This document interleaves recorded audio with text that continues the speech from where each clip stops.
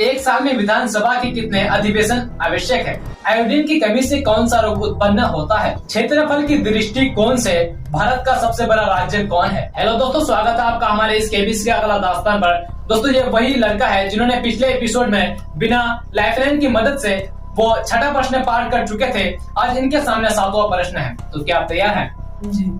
तो सातवां प्रश्न 700 रुपए का ये रहा आपकी कमेटी के स्क्रीन पर।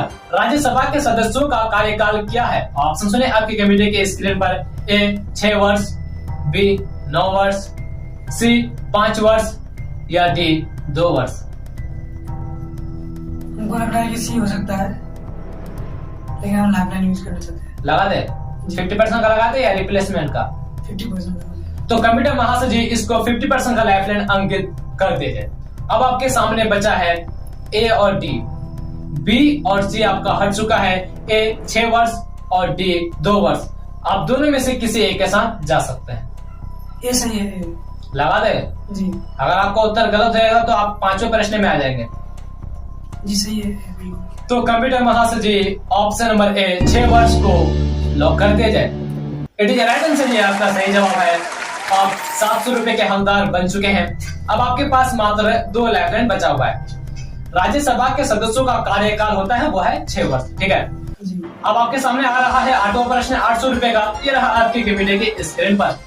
भारतीय संविधान को कब लागू किया गया था? ऑप्शन सुने आपकी कमेटी के स्क्रीन पर। ए 26 जनवरी 1952, बी 25 जनवरी 1950, सी 26 जनवरी 1950 या डी 26 जनवरी 1850। आपके पास 2 लाइफलाइन बचा हुआ है, इस्तेमाल कर सकते हैं।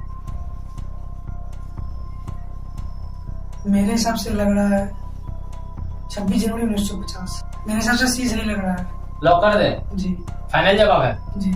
तो कंप्यूटर महाशय जी ऑप्शन नंबर सी 26 जनवरी 1950 को लॉक कर दिया जाए। It is right answer. ये आपका सही जवाब है। आप 800 रुपए के हकदार बन चुके हैं। भारतीय संविधान को कब लागू किया गया था? वह है 26 जनवरी 1950 ईस्वी को। ठीक है, तो अब आपके सामने आ रहा है 9वां प्रश्न 900 रुपए का। ये रहा आपकी कमेटी के स्क्रीन पर। विटामिन सी की कमी से कौन सा रोग होती है? ऑप्शन सुनिए आपकी कमेटी के स्क्रीन पर। ए रातुंधी, बी स्कर्वी, सी एनीमिया या डी बेरी बेरी। मुझे डी लग रहा है, लेकिन कंफर्म नहीं है। रिप्लेसमेंट लाइफलाइन दे दे आपको? जी। तो 50% का या रिप्लेसमेंट वाले का? 50%। लगा दे आपका? जी 50। तो कंप्यूटर महाशय जी इसको 50% का लाइफलाइन अंकित कर दे जाए। अब आपके पास 2 विकल्प बचा है। ए में है रतुंधी और बी में है स्कर्वी। सी और डी आपका हट चुका है, एनीमिया और बेरी बेरी। आप ए और बी दोनों में से आप किसी एक के साथ जा सकते हैं। बी को लॉक कर दीजिए। लॉक कर दे? जी। फाइनल जवाब है? जी। तो कंप्यूटर महाशय जी ऑप्शन नंबर बी स्कर्वी को लॉक कर दिया जाए। It is right answer. ये आपका सही जवाब है। आप 900 रुपए के हकदार बन चुके हैं। अब आपके सामने आ रहा है 10वां प्रश्न।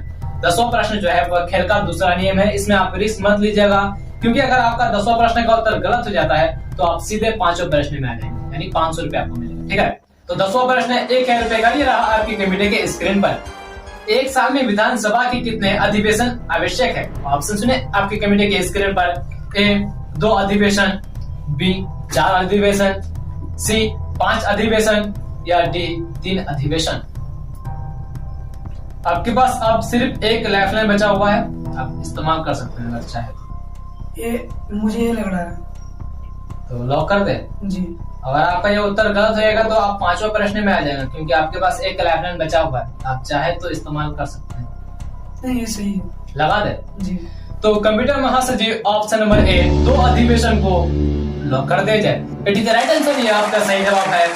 आप 1000 रुपए के हकदार बन चुके हैं और साथ में आपने खेल का दूसरा प्रो पार कर लिया। एक साल में विधानसभा के कितने अधिवेशन आवश्यक होते हैं? वो है 2 अधिवेशन उसमें जरूरी होता है। ठीक है, तो अब आपके सामने आ रहा है 11वां प्रश्न 1250 रुपए का। अगर आपका 11वां प्रश्न का उत्तर गलत हो जाता है तो आपको 10वां प्रश्न का 1000 रुपए आपको मिल जाएगा, क्योंकि आपने खेल का दूसरा नियम पार कर लिया है। ठीक है, तो 11वां प्रश्न 1250 रुपए का ये रहा आपकी कमेटी की स्क्रीन पर। आयोडीन की कमी से कौन सा रोग उत्पन्न होता है? ऑप्शन सुने आपकी कमेटी की स्क्रीन पर। ए बौनापन, बी मधुमेह, सी रतुंधी या डी रिकेट्स। बी या सी, मधुमेह या रतुंधी लग रहा है मुझे। लाइफलाइन ले लेंगे। तो लगा दे आपका लेफ्ट जो आपका बचा हुआ है जी। का लेफ्ट अंकित कर दिया जाए। अब आपके पास जो प्रश्न आया है वो है क्षेत्रफल की दृष्टिकोण से भारत का सबसे बड़ा राज्य कौन है? ऑप्शन सुने आपके वीडियो के स्क्रीन पर। ए राजस्थान, बी मध्य प्रदेश, सी महाराष्ट्र या डी उत्तर प्रदेश। ए या डी लग रहा है मुझे। तो क्या करेंगे? अगर आप इसमें क्विट कर लेते हैं तो आपको 10 प्रश्न का 1,000 रुपए मिलेगा। ठीक है, क्विट करेंगे। क्विट कर दे आप। जी। तो कंप्यूटर महाशय जी ये क्विट करना चाहते हैं, आपका क्विट हो चुका है। आप इन चारों में से किसी एक को आप चुन लीजिए। राजस्थान लगा दे। जी।